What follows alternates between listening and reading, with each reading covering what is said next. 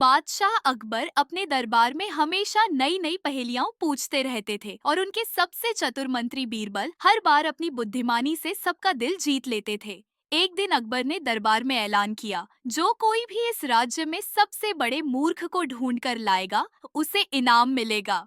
सभी दरबारी चौंक गए। सबसे बड़ा मूर्ख, यह कैसे पता चलेगा?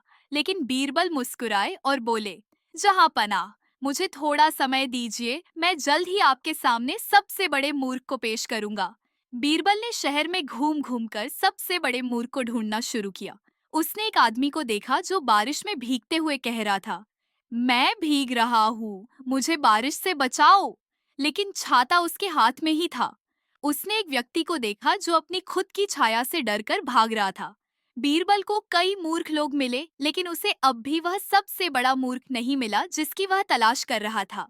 अंत में बीरबल राजा अकबर के पास वापस आया और बोला, जहां पनाह, मैंने सबसे बड़े मूर्ख को ढूंढ लिया है।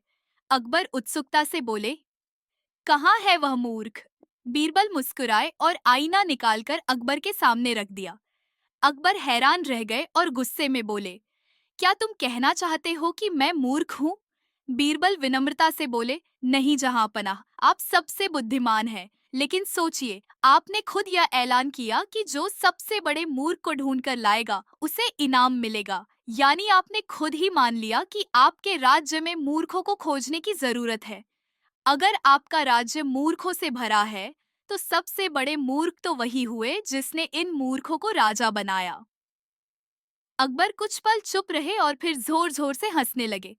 बीरबल, तुम फिर से जीत गए। तुम्हारी बुद्धिमानी सच में कमाल की है।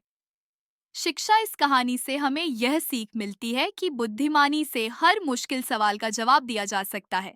चतुराई और हाजिर जवाबी सबसे बड़ी ताकत होती है।